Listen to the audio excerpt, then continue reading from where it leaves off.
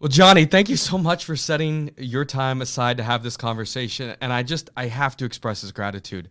My show, Legacy on Purpose, certainly has a lot to give credit to you, one of the pioneers in podcasting. Your show is incredible, so popular, so well downloaded, and I know podcasting has certainly been tremendously impacted by your show, The Art of the Charm. And so thank you so much for investing your time in this conversation, but most importantly, thank you so much for the incredible content you create and the difference you're making to the world.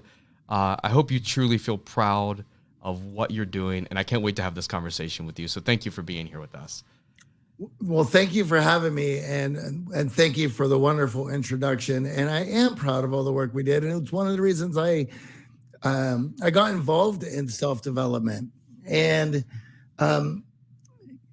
for myself, and a lot of people see self-development as a way for people who are broken to get better. And I don't see it that way, and I think that is a myth that needs to be dispelled. I see self-development as a way to enhance your life in all aspects, and the tools that we use in self-development, say maybe CBT, cognitive behavioral therapy, or acceptance commitment therapy, are those used to help people who feel broken? Well, sure. But there's psychological tools that give you help with your own cognitive processes, worldviews, the filter in which you view the world, so that you are able to navigate it at a high level. If you don't have those skills, if you don't pick them up naturally or go out of your way to learn them, you are doomed to navigate the world with the simple skills that you have. And granted, ignorance is bliss. So if you don't know what's out there, well, how do you know how much your life can be enhanced? And for myself, this journey. Self-development is a journey, much in the same manner that philosophy is. And for myself, my interests lie in the intersection of self-development, psychology, and philosophy. And you and I discussing today will be playing in that very sandbox. Oh, and I you know what's interesting you say that is that I think one of the correlations I use, and I'm so glad you're wearing corrective lenses. I'm assuming those aren't just a fashion statement, but is that in life we've accepted society that some of us are born with perfect eyesight and some of us are not. And that there's a standard of eyesight called 20/20, or we can be better, we can be worse. But there's some place we all say in society that you should not operate a motor vehicle without something to help you see better, right? But for many, many people, we have this journey in life that has given us this lens of perspective that's extraordinarily distorted because of some moment and some moments or some experiences in our journey that give us an unhealthy perspective of the life we're living.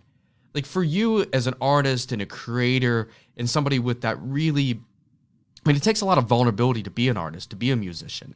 When did you recognize the ability that you can change this perspective in your life, and as a result of changing it, make a profound difference in the way you lead and show up in other people's lives? Where did that moment come up for you? Great question. And I love discussing this because also it shows that you're able to do the things that you want to do, and you can make changes, and that you can choose different paths, and you're not subjected to your past. Now, for me, I grew up in an artistic household. One that we were discussing earlier. My mom was a hairdresser. My dad was a factory guy, but he played in bands. They rehearsed at the house. They were played out every weekend. My dad was quite busy with that. So as a young man, it was very easy to get excited about the musical instruments in the house and the music that was playing. And so I followed that path. So at a very early age, I was already obsessed with rock and roll, metal, punk, just music in general. And instantly that's all I cared about. So I wanted to, and then of course, while that's happening, I'm 47. let's just get that on. That's I'll okay. just go ahead and We, expose we that right now. you still can be cool at 47. I'm 42, Thank you. but I'm telling myself I can be cool. So if you're cool at 47, that means I'm good at 42. Oh, well, we got it.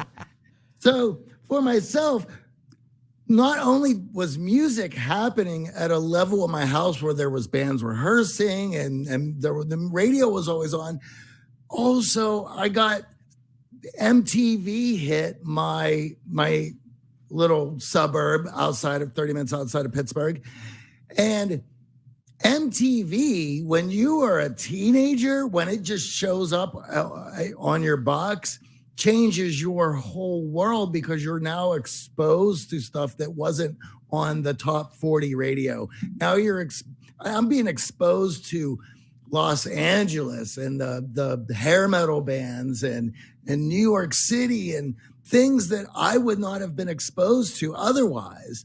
And so that, of course, MTV in its early days had a large impact on my life as well. So there was just music all around me. When I was 21, I moved to North Carolina, a town called Chapel Hill, UNC basketball, Tar Heels. And in the 90s, the Southeast college radio music scene was a big deal. So the hair metal bands had already passed, grunge had already passed, and now it was REM and the Black Crowes and Driving and Crying and Let's Active and Superchunk. And it was like, so it was all these college circuit Southeast bands. And I moved down there on a whim to be involved in where things were happening. And I started working in bars and through all of my 20s, I spent most of my time on the road as much as possible. And when I wasn't on the road, I was managing a club as a talent buyer and bartender, booking bands. My life was just overly consumed with music. I was doing the thing that I set out to do, and I was really enjoying myself.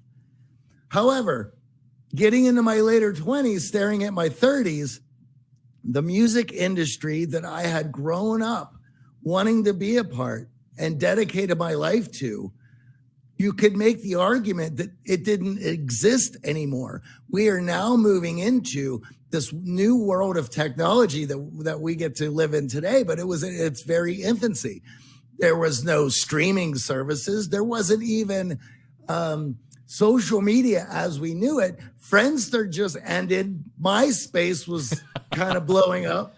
And we were downloading music from LimeWire.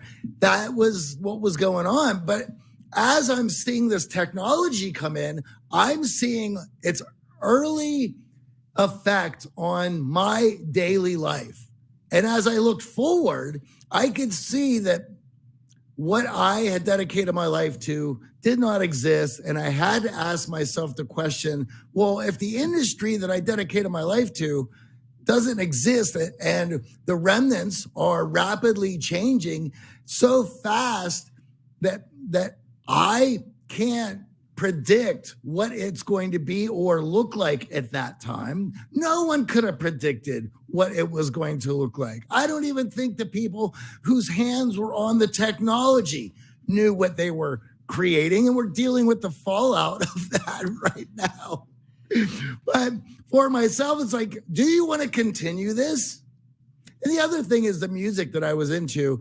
Like, we got Animal back here. Yes. We got Iggy Pop over there. We got a Marshall amp, like rock and roll. Like, I could see that was not a very lucrative or popular form even during that time. And is it going to come back? Is it just going to be a circle? And for myself, it's like, you know what? I have never sat down to figure out what it is in my life that I want, because I had been engaged with music at such an early level. There was never any reflection or work on myself. And so I decided that staring into my 30s that I was going to start asking myself some hard questions and And with hard questions, you have to be honest and give yourself hard answers. I've never had to do that before my path was chosen. So that was when I got into self-development as an opportunity to learn and discover about myself, to make sure that as I move forward, that I was being honest with myself of who I was going to be and what I was going to dedicate my life to. I love that. I love that. Makes it and what I really appreciate about a couple of things in there is, one is your willingness to recognize that the path that you had chosen wasn't going to be available to you, or the way you envisioned it, or what was happening. Your willingness to go, like, hey, like, this sounded awesome. This is not, for reasons beyond your control, your intention, your vision, and when your horse dies, get off of it. And you were willing to get off that horse and move forth. I've got to ask you a question though. And if this is I think we got a safe word. I think it's animal. So if this is one's a little intense, but what is the difficult question that you've asked yourself that you have not found the answer to yet?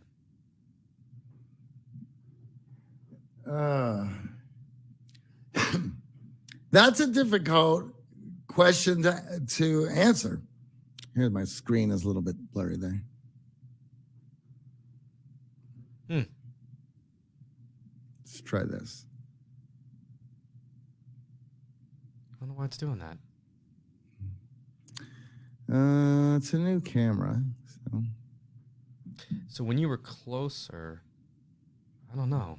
You looked great forever. I haven't looked. I don't look as good as you do. Like, it's so weird. I wonder why it's not focusing like that. It's like it's not even focusing.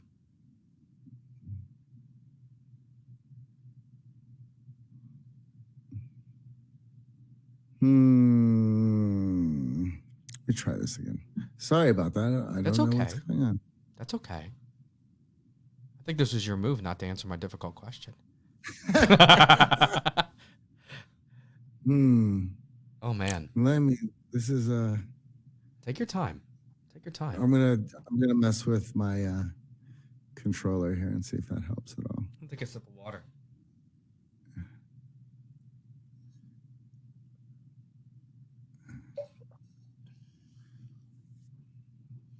I kind of want to do the with you in all black. Like, you look like you're going to a funeral.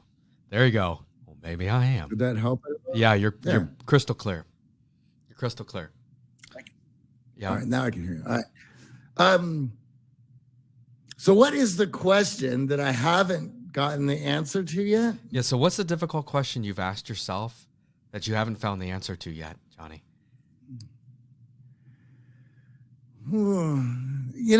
At 47, there are questions that we ask ourselves that there are no answers for, where the answer is you go on a journey.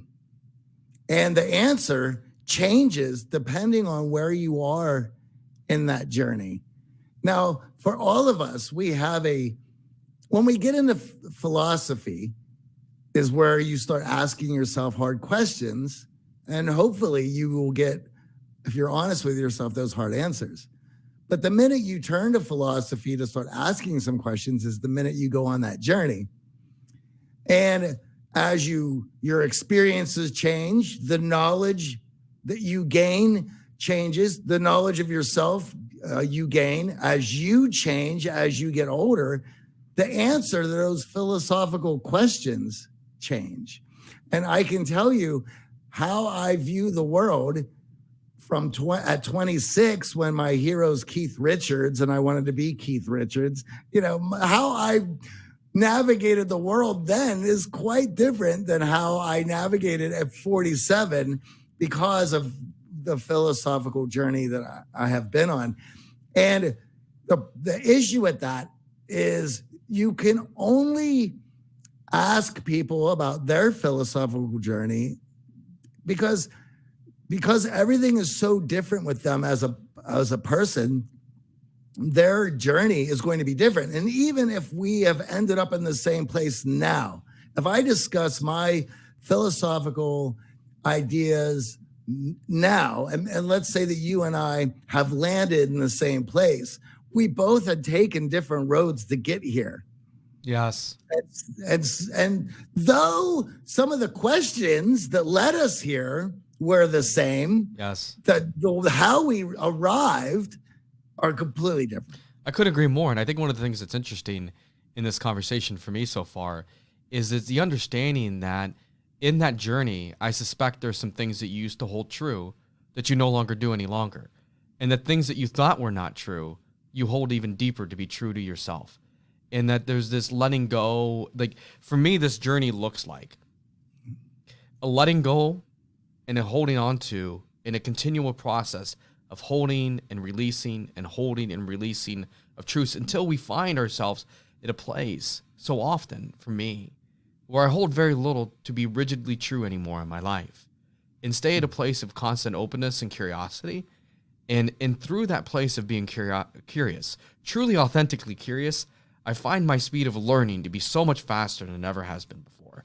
Like, is that part of what your process has been through thinking and believing and almost anchoring, and I don't want to put these words in your mouth, so guide me if I'm not correct here, but almost anchoring your identity to being a rock star, seeing yourself as a rock star, that this is, dreaming and envisioning and investing all this time and energy and effort to be a rock star. You still look like a rock star, but I mean, I could hire all the hairdressers in the world. I still wouldn't look as fashionable. But my point, the people are like, what's going on with Kyle? But my point is this, is that through this journey for you, has it been a process of letting go of some of these things you held to be true and learning to re-anchor to other truths and holding on to less truths, being less rigid and more open during the journey? Well, I agree with you. In order to move forward, you're going to have to let go of the past. You cannot chain yourself to some of these ideas and continue to evolve. But at the same time, as being able to let go of certain ideas from the past, you have to be also anxious and excited to embrace the new learnings and what's ahead of you. And the difficult thing there, and once again, this is a determinant of your worldview and the world and how strongly you adhere to that. When we're living in a place where we can be honest, the media isn't being honest with us, and they've been busted red-handed. Every media company that we had grown up trusting has blatantly gaslit and lied to us, and I'm supposed to embrace these new ideas that are contradictory to what the media might be telling me. So who's right and who's wrong? And how do I hold dear to the things that mean the most to me when I'm being gaslit that tell me that those things don't mean what I thought they meant? And so this is why when you pick out a worldview, when you understand and you do the work to be philosophically sound, you set up barriers and boundaries to hold your ideas in place to not let corrupted forces destroy those. So you have to also, though, open yourself up to these new ideas and let go of some things. You also have to protect the things that mean the most to you, which could also harm you as well. So it's a picking and choosing of what is right, but also being honest to go, well, this doesn't feel right, but I know it's the right answer. Right? For instance, an example of this would be all the work that we do to rise above our animal tendencies. But then we're told, well, don't do that. You're here now. Party it up. Eat. You're never going to be able to eat chocolate cake your whole entire life, so you might as well eat as much as possible right now. Like, I've been eating my whole entire life, but I didn't learn how to eat until I was in my 30s. When I actually learned what an appropriate amount of calories look like on a I couldn't believe it. I grew up in a family that if you didn't eat everything, that we failed. And if we go out to a buffet, if you haven't eaten 3 times as much as we paid for this whole trip was an utter failure. If you're not breaking the place's if the guy's not putting a out of business sign when you leave, they're not escorting you out the door. So I was a wrestler growing up, and we'd hit the old country buffet, those kind of places when we've been starving, and like we'd roll in, the whole team. And I swear to goodness, there's some old country buffets and Golden Corrals in Ohio that probably went out of business when we left because we were teenage boys. We hadn't eaten for days. We just got done wrestling all weekend for a tournament, and we back up the truck in the food consumption department. And I'm an endurance athlete. I do ultra marathons and ultra endurance events, and I know it's kind of crazy. And I think one of the things that you just touched on is the power of discipline. The power of discipline and the recognition, and you touched on it lightly. I want to because I'm curious. Like that's not common in the music world. Discipline is not like when we think of musicians and we think of discipline, like these are not other than you have to be incredibly disciplined to be exceptional at your particular instrument, right? To get to the place where somebody would pay money to hear you perform your art, right? But outside of that truth of discipline, they're not thought hand in hand. When did you begin to see the value and the impact of discipline? When did you learn that understanding in this journey we referenced earlier? I love this question. Everyone wants to know, where was the change, right? How did this happen? How did you go from somebody who was trying to emulate Keith Richards and Johnny Thunders and Iggy Pop to somebody who is speaking about discipline and philosophy and psychology? Well, when I started the hard questions that I needed to ask myself is, what is healthy living? How do you go through life in a way that maximizes your efforts? How do you go through life when you are responsible for your own well-being and your happiness level? When you start asking those questions and you start looking for answers, you realize that a lot of the things that you have been doing are so wrong and have been so detrimental to your own happiness and well-being that you're like, well, maybe perhaps I give it a change. So for myself, I was like, I will give this a try. Why? Because I never lived like this before, and let's see what the outcome is. So while I was going through the entry phase of self-development and philosophy and psychology, I was still bartending. And I would break a piece off of self-development, and then I would go into work with an exercise and I love the story. An experiment that I would run for about a week or two of my shift to see what the results were. And I would measure the results in the money that I was making. I love this. Right? So for instance, I learned when I learned that my happiness was my responsibility, that blew my mind, right? Yes. I never thought about that before. It's an inside job, right? Right. And that you could just be happy. You don't need anything to make you happy. I didn't know that. So here's the new mission, right? The new experiment was, okay, now I'm going to go to work tonight and I'm going to be happy. Oh, you made a ton of money, didn't you? That got validated fast, didn't it? I was like, whoa. and so what am I going to do to show this happiness, right? I'm going to smile. I'm going to chat up everybody. So that was one experiment that I ran. And I saw that not only did I make more money, I enjoyed my evening at work that much more, right? It was like, whoa. Like double validation. Exactly. Another experiment would be, tonight, I'm going to trait compliment everybody who comes to the bar.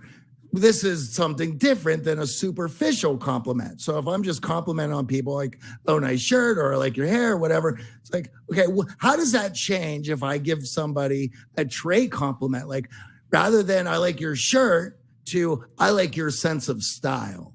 And rather than you have a great laugh, I love your sense of humor. So now there is validity. There's more validity to the compliment. There's more weight to it because it is something that took more time to pull from seeing this person. And of course, my tips on the nights that I did trait compliments were much higher than nights when I was just being complimenting people superficially. And so I had the opportunity to run all these experiments because the world of self-development was brand new to me. I was so excited. Every time I added a new little piece to my life or a new little habit that I read that would change my framing of the day or how I saw the world or how I felt, I just decided to run it. And I said, if I feel better, then I will make sure that new habit is now habitual, and I'll tie some ritual around it, and then I would look for the next little piece. And so it was just this never ending of wow. And the minute I implemented a couple pieces in my life, and my well-being and my happiness changed exponentially, it was over. It was like, well, now I want all of it. And so self-development was, well, check out all these psychological tools that you can use to enhance your life. Yes. Look at all these philosophical ideas and leanings that you can use to enhance your life. And now we're talking about a filter in which we view the world that is part self-development, part psychology, part philosophy. And that filter enhances all of your experiences. So of course, each day is that much better because of the tools that you use to extract meaning from each day. Yeah, and people pay a lot of money for drugs that'll do that for them, right? I mean, people pay a lot of money for that kind of drug, right? I mean, let's be honest. Like, if you had that, like, you would. I mean, you would be the most popular guy at the bar. You would be. I would just say, because I had spent a lot of my 20s wanting to be Keith Richards and Johnny Thunders and Iggy Pop, I had already went down that road and realized there's got to be a better way. It's empty, right? isn't it? It's super empty. Yeah, no, I wasn't making. You said that just for the record.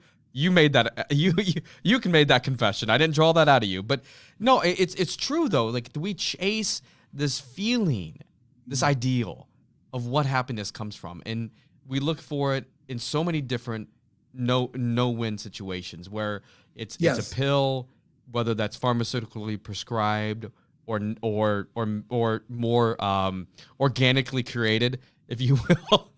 But one of the gifts that I think you shared here, and I want to take a moment to really recognize, is that we as people right now in the society are giving up agency more than ever of our own happiness. We're giving it up. We're saying that I will be happy when fill in the blank, right? And the truth is that, as you recognized, as you shared so beautifully, is that happiness is now, and unhappiness can be now, and it happens at the speed of thought. It happens at the speed of thought. And I think what's so beautiful in what you recognized is, and I really want to recognize you for this. So many people set a dream, whether that's to be a professional athlete, whether that's to marry somebody that looks a certain way, or they're going to achieve something professionally at a certain level, or they're going to be a rock star in your instance. And for whatever reason, it just doesn't play out. They're in true happiness never comes to them because they're always talking. Did you ever watch Married with Children? Did you see that movie? I grew up on it. Yeah, right. So they live life like Al Bundy, right? The touchdown and the moment, and they're living in this glory that never happened or could have happened or should have happened, right? 4 touchdowns in one game. 4 touchdowns in one game, right? So is what I think so incredible about your story is the true gift that you had to give this world lied in a journey that you never expected to happen for you. That is certainly true. Yeah. Um, I, you're absolutely right. I never set out to do this, but um, I've, I've been lucky that I followed my happiness and my curiosities into this world. And I, certainly with to be authentic is to follow those curiosities and to see where they lead. Also, with curiosity, you have to also give respect and acknowledgement and add curiosity to when you are emotionally stirred up to find out why. And you owe it to yourself to explore why you're fired up. And this is something else that is very bizarre to me because as I grew up, I followed those things that stirred me emotionally. I didn't react to them as those are bad. I didn't react to them as those are not good or I don't like them, therefore no one should hear them. I responded to any sort of emotional stirring as, why do I feel this way? What is behind this? That's fascinating. And perhaps it's a bit of the artist in me where, what's the old saying? Art is for making the uncomfortable comfortable and uncomfortable and the comfortable uncomfortable. And I love that saying. I've never heard that. That is profound. Oh, I love it. And so anytime where I have an emotional reaction to something, whether it's bad, whether it's good, I investigate it. I want to know more. And that leads to some crazy rabbit holing through the technology that we have, but it gives you the opportunity to be a better person for learning about these things, even if it made you feel bad. Not everything that makes you feel bad is bad, and it needs to be investigated. Perhaps there's an opportunity for you to grow in this moment where this thing had such an effect on you. But you're only going to maybe that feeling is connected to a misunderstanding and an opportunity for a perspective shift, right? I know that for me, and I don't know if this aligns with your journey, but I know for me, so much of the last decade has been taking out and examining, just almost like this puzzle that has been put together. And I'm going, well, how did this come together this way? And taking each piece out and looking at it and saying, well, I mean, I see this picture that is my life that has come together from all these pieces, but I don't remember picking this one out of the box. How does this look anymore? And there's been some pieces that I've very intentionally examined for some time. And sometimes this is a very short process, and sometimes this is a more in-depth process. But I look at that piece, and on occasion, I just set it over here without judgment, but I just casually set it down over here and then say, that's not for me anymore.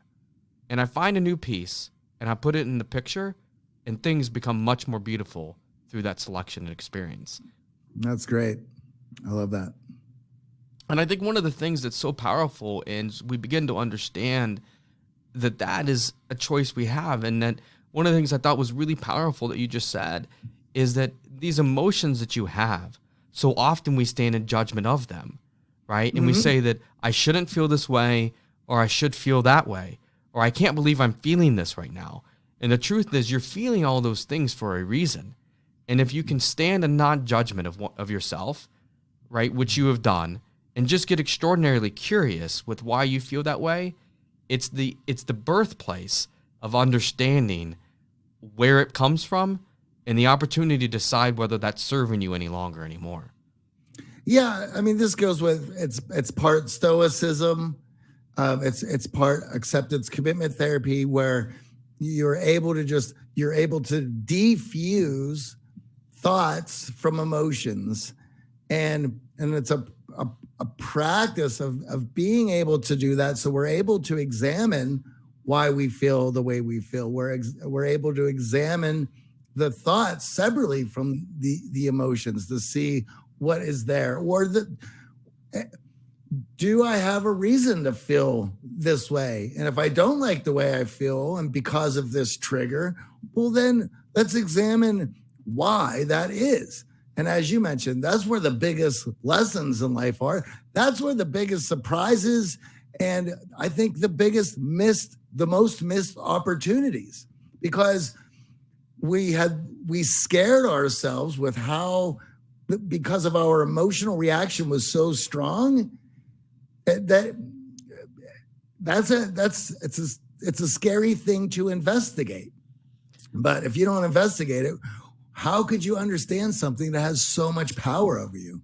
So is there something in your life where something used to have power over you, and as you investigated it, you came to a position, and if this is too vulnerable of a question, certainly feel comfortable not answering it, but as you've gone on this journey yourself, where there's something you went that grabbed a hold of you emotionally, used to, and as you investigated to its root, you went, that's not going to be part of my, and then as a result of it, the next time that experience, that trigger, if you will, you chose a different path. Can you share a story, an example of that in your own life, how that understanding served you, Johnny?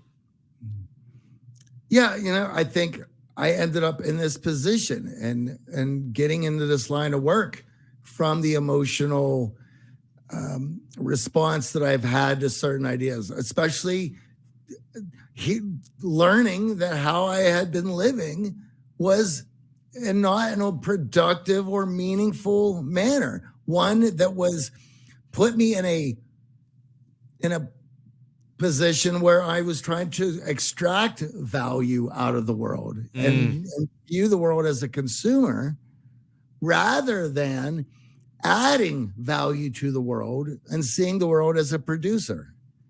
And that shift changes everything, because now I'm not waking up every day wondering how I'm going to feel good and what am I going to do to feel better and make everything okay. Now it's waking up and what do I get to do today? Who do I get to speak to? What's in front of me? What am I learning today that's going to allow me to do what I'm already doing at a higher level? That's a shift. I will also say now at 47, when it comes to music and art and beauty, I look at it from a much different place. I also see beauty as a forgotten force that we had given up on or don't take seriously anymore. So for instance, when people ask me how to get motivated, motivation, aspiration, inspiration, you will never run out of motivation if you understand beauty. Beauty is a motivator. It puts us in a place of being stirred up emotionally, wanting to aspire to that beauty, want to also create to that beauty, wanting to hold that beauty. There's all the motivation in the world in beauty. So when I hear people that say, I don't have enough motivation or I lack motivation, you don't lack motivation, you lack beauty. Beauty will do the work to motivate you, to give you something to aspire to. Have you also noticed that there is a lot of people out there, when they see beauty, their natural instinct is to destroy it? Why is that? I'll tell you why. Because the emotional response that they had to that was so overwhelming, they had to destroy it. Because they didn't know what to do with it? They didn't know how to do it? Exactly. No one told them. This is a very interesting. So, because I am somebody who, motivation to me is garbage. It's just garbage. Like how to get motivated. I literally don't know and understand what you're talking about. Like, because motivation is, it's the fastest hit in the world. It goes away like that, right? It's got a pretty short shelf life. What happens to me is that for others is anchoring your decision to do something for the love of something or someone. Like if you anchor it, is that when this outcome unfolds, I'm going to feel love, I'm going to share love, I'm going to experience love, I'm going to create love for somebody else. That if we anchor to love, fear is a terrible motivator, because the minute fear's gone, right? It's out, it's over. Like, somebody has that heart attack and they're like, I'm going to lose 50 pounds. And like, they lose 30, they give up halfway through, they start pounding the Doritos again. And I'm not trying to, diminish the fear of, health risk for people, but it's just fear is not a long shelf life. So beauty is an interesting one, because I never have thought about motivation through the filter of beauty. Talk to me more about that, because that's an interesting idea. Well, think about every vacation you ever have taken. And certainly if you go to Europe and you look at the architecture that past civilizations, past societies had put together. And what was common there? It was beauty over utility.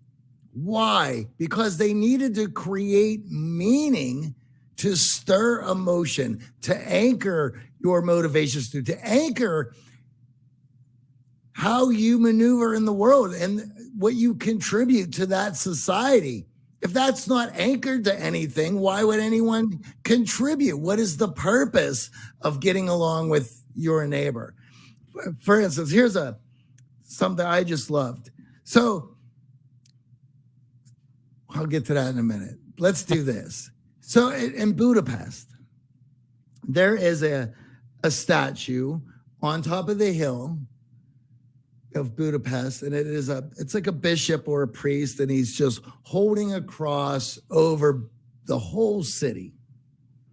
And I looked to see when that was put up, and I can't remember now, but it's been there for decades, centuries, and you're going to see that statue. Think about what that statue says to the people in that town. But also think about what that statue says to somebody who's visiting that town. And so you see that and you're inspired to act a certain way. And if you ever get lost, that's your guide to this is how you're going to maneuver in this society. And if you're a traveler and you've come to this city and you look up and see that, well, now you have your instructions on how you should behave.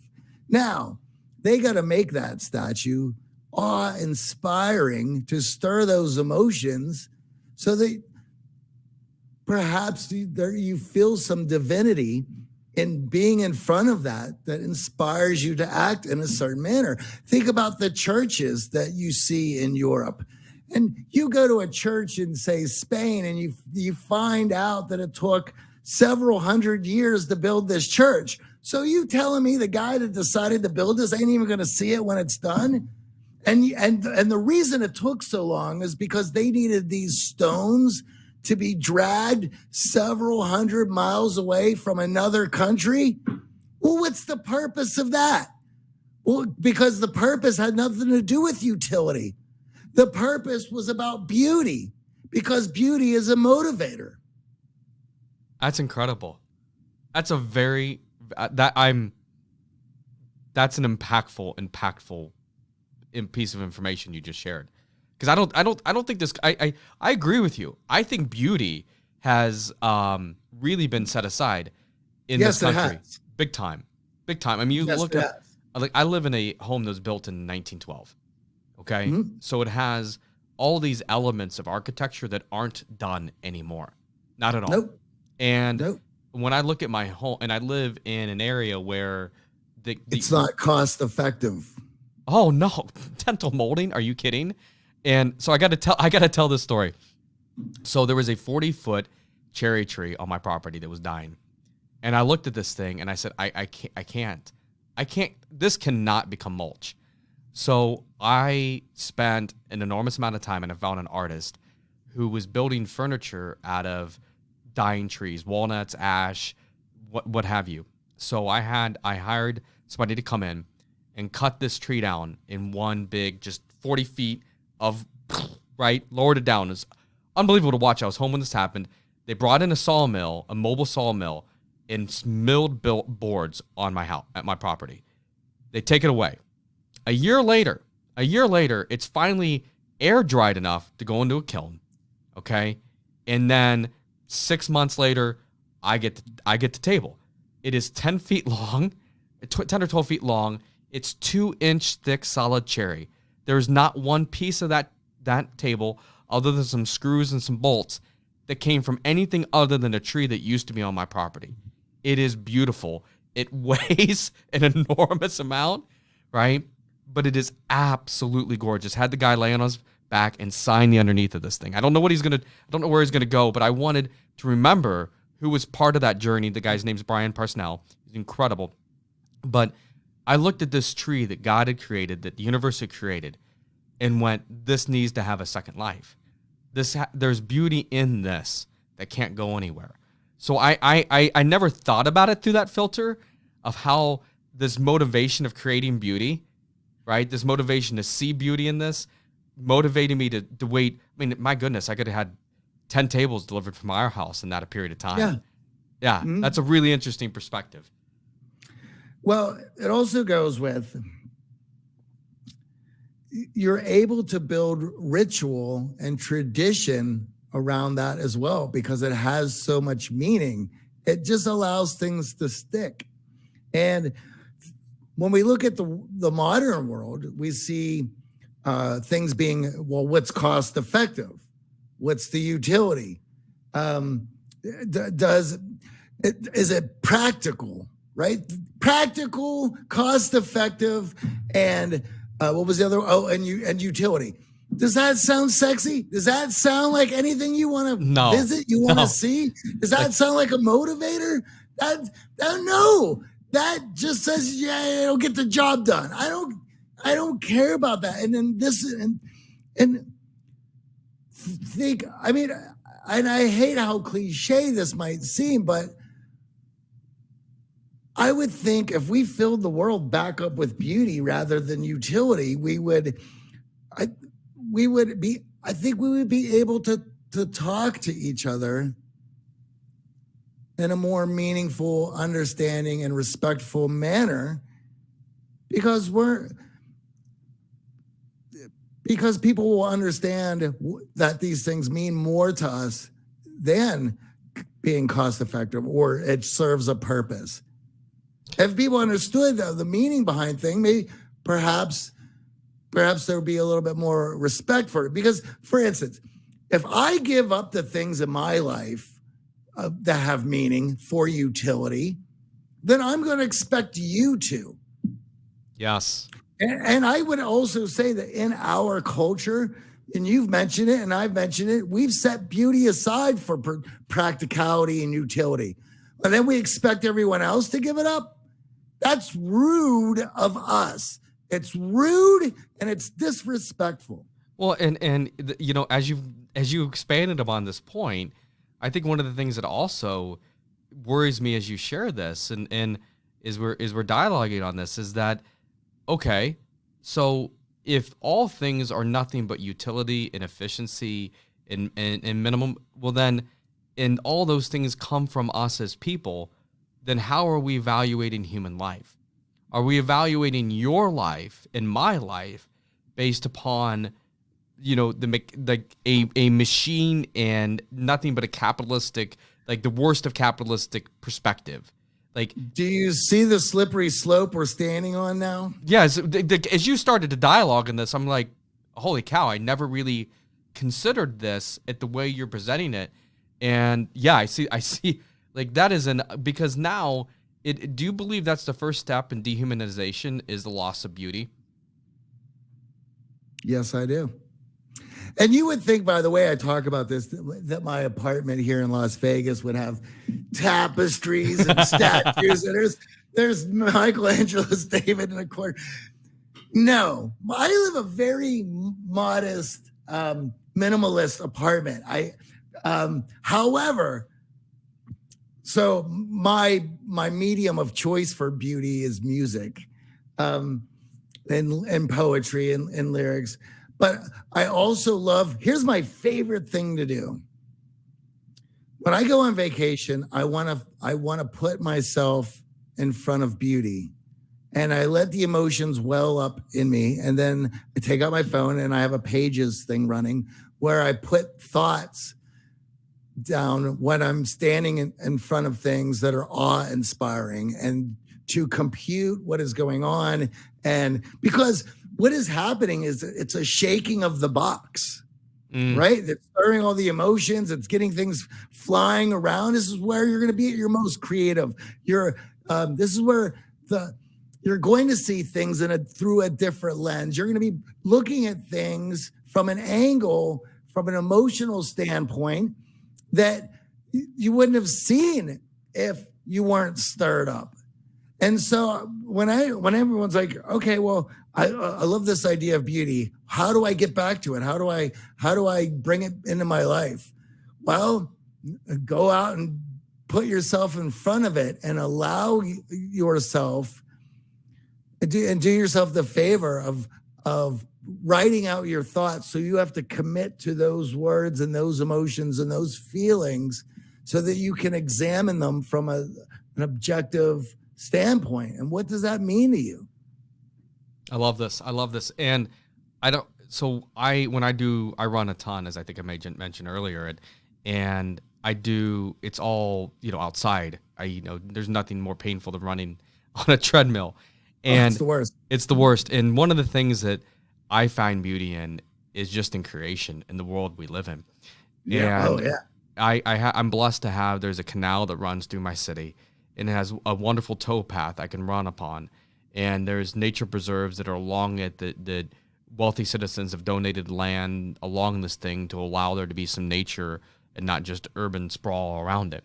And so there's a particular spot that has this little pond, this little lake it's called, but I would call it more of a pond, but it has just a tremendous amount of animal life and fauna and flora available almost all year round to enjoy upon. And so here I am in the city, in Indianapolis, and I'm running a pond, and then early in the morning and late in the evening when I'm doing my runs, I'll take this detour around this pond, around this dirt path, and it almost as though it transports me someplace else that isn't where I am, but it's still, my feet are still where I'm planted, but my soul is moved to a different locale just by what's around me.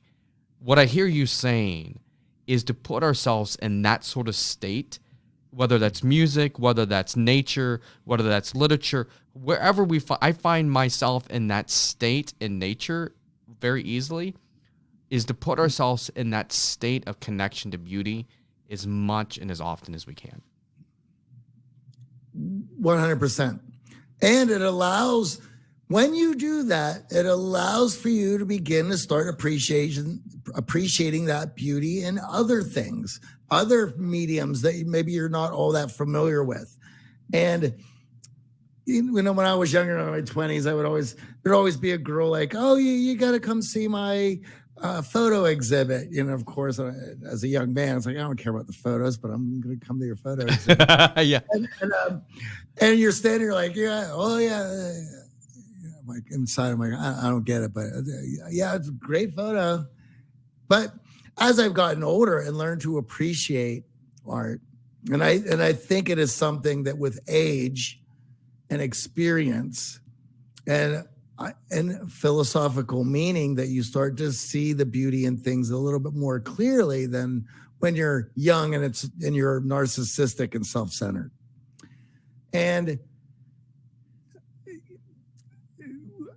when you allow yourself to feel that way in front of great beauty, well, then it's easier for you to see it in other places. And then you have more respect and reverence for more things. And I think that's very important. And there's a book by Ray Oldenburg called The Great Good Place. And Ray Oldenburg lays out a discussion for why in modern civil engineering and building towns and little city centers and things, they took out things such as the cafe and the corner bar and the library because they're not cost effective. That space could be better off putting some retail in that has $1,000 purses. It was like, there was, those centers are where we look at our community to see what we can fix. We're connecting with other people. And I also see socialization and social skills as an art form. There's, it's funny. People always, the engineer guys always want a formula for great social skills. Yeah. And you have to get them, you have to shake them out of that perspective, out of that lens, because it is not a computer program. Socialization, social skills are an art form. And so it takes a different lens, a different view to get good at that, because it's self-expression. Communication is everything going on here. My clothes communicate something. My glasses, we were joking about my hair. We were joking about hair earlier. Yeah. This is all self-expression. Now, yes. and that's an art form. There's no formula equation to this. It's an art, right? And back again, it's like, well, can you appreciate that as aesthetic? Maybe not. Maybe you can. You certainly did when I popped on. You're like, whoa, check out this guy, right? Like, there's something to that, and it says something. And we all are saying something about ourselves at all times. Don't you want it to speak to what you're passionate about, what you're excited about, the beauty that you are able to put together for yourself, to put it out there? I mean, if we expect it to see it in other places, well, then it becomes, well, what is the beauty that I'm going to be adding? And that beauty may be in how I interact with other people and the presentation that I'm going to put on. Beauty begots, beauty breeds beauty. Yeah, and I think one of the things that I'm going to put this as so I've spent the last couple months and really candidly brought the whole family into this. But since August of last year, my wife and I meditate each and every evening on gratitude. Strictly on gratitude is the focus, right? And I think gratitude is one of the ways you can see beauty easier in the world. It's a tool that unlocks the ability to see beauty. And we've spent the last almost 2 months each and every evening as a family. I've got 3 kids, and each evening as we sit around the dinner table, we talk about what we've been grateful for that unfolded that day. We all share our little piece of gratitude as a family. And I think one of the things that I'm taking away from this conversation, one of the gifts you've given me, is that to add to that, not just gratitude, but where did we see beauty in ourselves?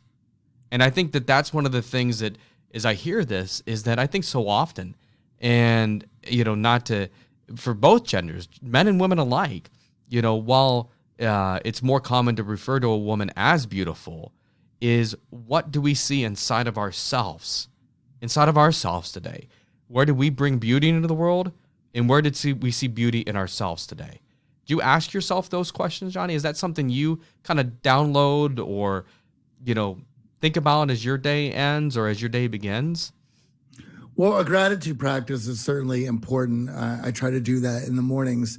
I will go out to my patio and with my coffee, and it's about focusing on 10 breaths. And while I'm focusing on those 10 breaths, trying to find 3 things that I'm appreciative of, that I'm grateful for, to refocus my mind on the things that I have rather than the things that I don't have, and to center myself for the rest of the day. Our wake-up routine is probably one of the most important. They used to say it was the most important meal of the day and want you to eat all this insane food. No, but it is certainly the most important part of the day of how you will go into the rest of your day.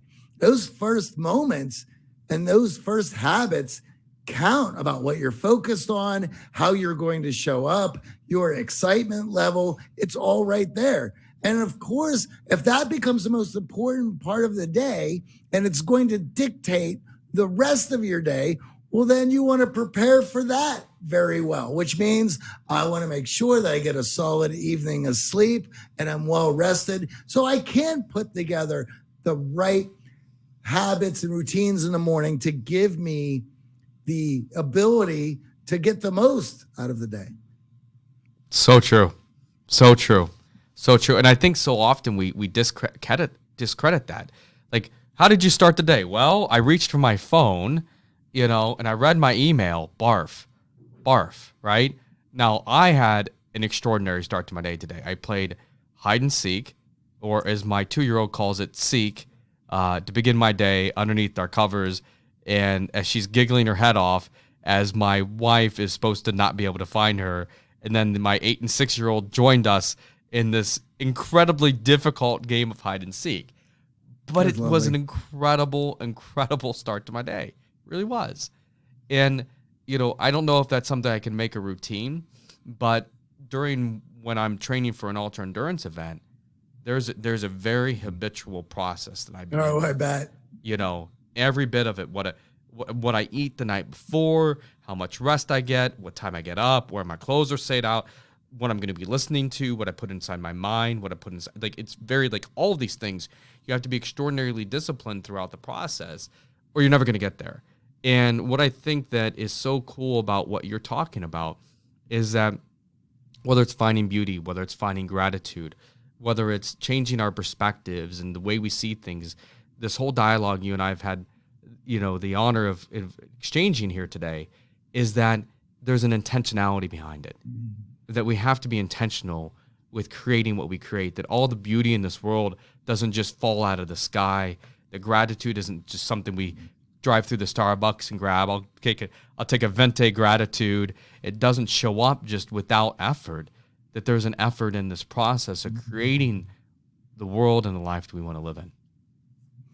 Absolutely. It's the difference between living life reactively or proactively. So if you live it with the intention of setting it up to be a wonderful life, one that you extract beauty and excitement and throwing in and contributing value to the world, then you're going to have to live in a proactive manner. You're going to have to set out to do that. That does take with waking up with the right habits and putting forth the work to train yourself to get the most out of the day, rather than waking up and taking the day as it comes. I certainly done enough of that in my 20s. And it's funny, my dad, I mentioned earlier, he worked at a factory and he was pissed off most of the time. Factory life will do that to you. I could, still remember the wincing of him, like having to go to work, And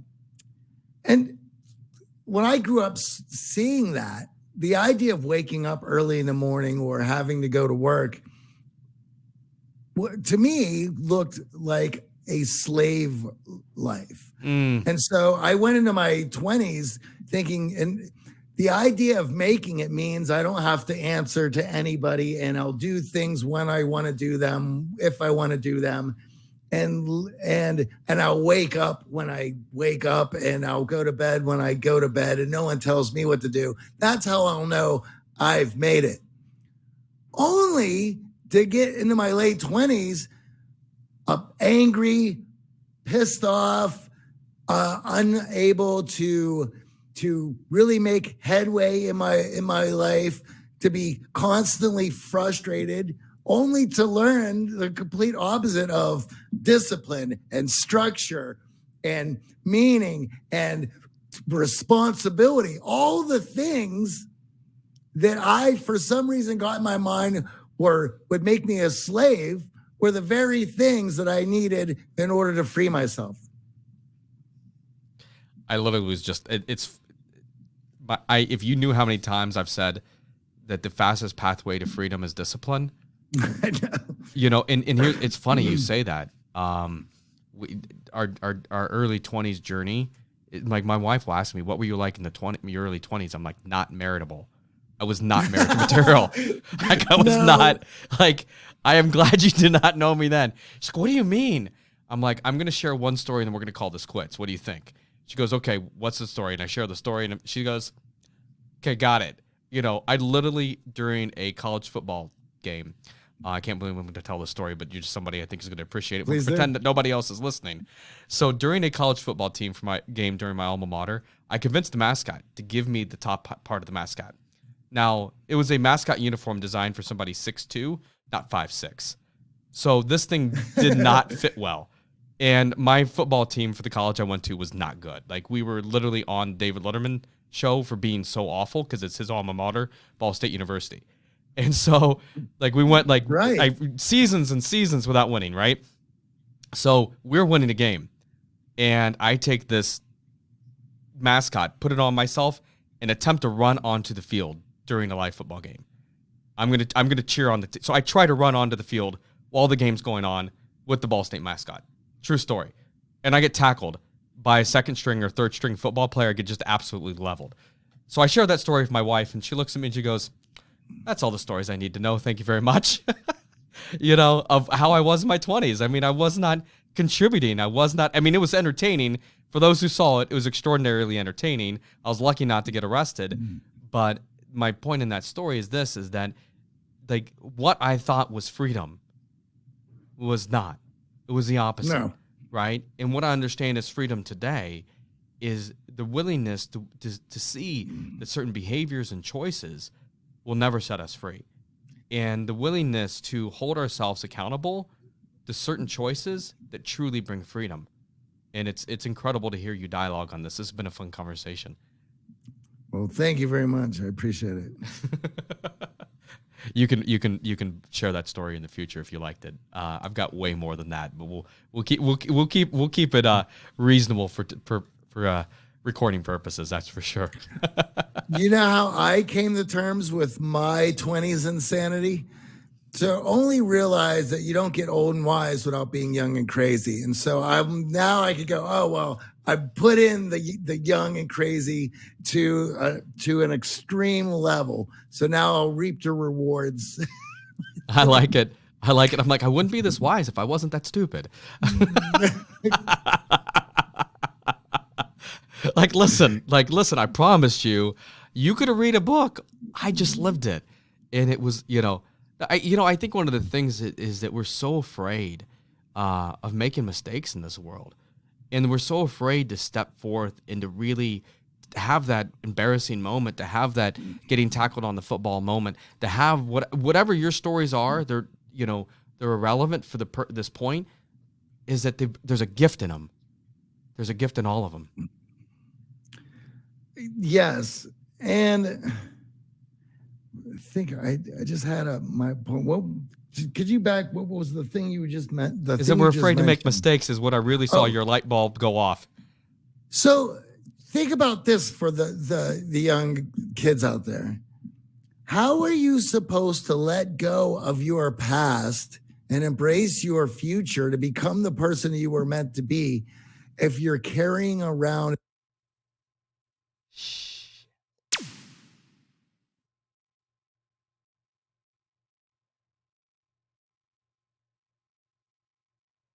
All right, Johnny, come back in, bud.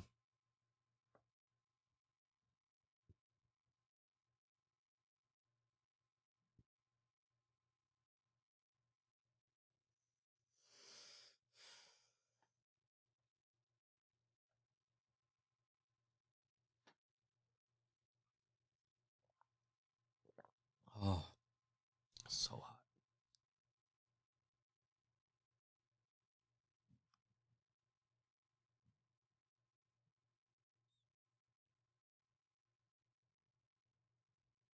Recording. Right. And go. So imagine young kids today who need to let go of the past and embrace their future and become the person that they were always meant to be.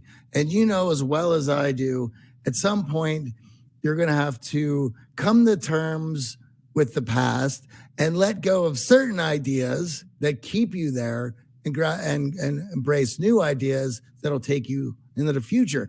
How are you supposed to do that when all the mistakes you've ever made are now you're going to carry them around with you in your pocket. So like with these smartphones, we have these, because people, young kids, they're putting a lot out there online. We all are, look what we're doing right now. Could you imagine if you had this during your 20s and you're putting this? No. So Awful. What about for young kids who are putting everything out there on TikTok and Facebook and whatever, Instagram, whatever else they're doing? And then there's don't you think, I would think that would have an impact on their evolution, on their growth, because they can never escape the mistakes that they have made. Yeah. Or escape their past. And we see it all the time. We see what they're calling cancel culture for somebody who put out a tweet that people don't agree with 10 years ago. Well, what we thought of as humor 10 years ago was completely different than where we're at today. There's a lot of things that have changed. So how are we supposed to navigate that moving forward? I think so that's an interesting question that you pose. And I think one of the key ingredients to that is to have a culture that remembers the power and the beauty of forgiveness. That to remember that we all have made mistakes, and that all of us are not the worst decision we've ever made, and none of us are the best decision we've made, that we're somewhere in the middle between those two events. And that one of the greatest gifts we can give somebody in this world is to authentically understand that in that moment, in that situation, they likely were making the best decision they thought was true for them. Yeah. And so I think there's a real opportunity. Like I was asked recently on an interview, what worries me the most about the world? And it worries me not that we're holding people accountable for the bad decisions they make today, is that we aren't allowing people to evolve and to become a new place, a new state, a new way of being. That worries me. We all make mistakes, right? It's the permission we must give people to grow from them, and without holding it. So you ask an extraordinary question, and I hope that our culture learns from it, is that I have said things that I am not proud of, and I have done things that the current version of Kyle looks back at the old version of Kyle and goes, what in the heck were you thinking? I think you propose an incredible question. And I think as a parent, as my children age, I have a responsibility to protect them from that tendency as much as I can, to distract them from that need, and to help them anchor their identity in something other than how many views they get on a TikTok video. The good news is I can't dance and my kids can't dance. So TikTok's probably not going to be their platform. I mean, holy goodness. I think we're okay there. So, but beyond that truth. So it's a great question. And I think it's one we need to keep asking. Well, I saw something on Instagram the other day that made me think twice what the kids are dealing with. And they just can't go out and have fun anymore. Somebody's got to be there. Somebody's got to film it. They need to get it just right. I saw a thing, so skateboarding was part of my youth. It went with the punk rock. It was skateboarding and punk. It's all in. I was a blader, not a skater, by the way. Okay. I was a blader. So, you were a skater. Yeah, and it's the 90s. It was the birth of extreme sports. It was a big deal. And so even to this day, I love to see what the kids are doing. And on Instagram, and there was a post from a popular skater who says, remember guys, it's about skating. It's not about followers. And I couldn't even imagine the idea of going out with my friends to just enjoy a skating sesh. And now we got to be filming our parts and editing this video and making sure that we get in. It's like, I think, I hate to say it, but I would feel that would take away from some of the magic. But we'll see. I feel, how can children just go out and play without those thoughts of? It takes you out of the moment. I couldn't agree more. I couldn't, there's this pressure to document every moment of your kids' lives, right? And I'll say Oh to my my wife, God, I'm I like, bet. put the phone, and I'm like, we're not doing it. We're not videoing it. I don't care if the grandparents are upset with us, like whatever, right? Like it happened just because you and I were there, and that's all we need, right? I mean, it's, and I'm so thankful I have the enormous amount of archives of photographs of my young kids, right? Because there's moments of nostalgia and things, and we'll look at it and wasn't that vacation amazing, or wasn't those first steps great?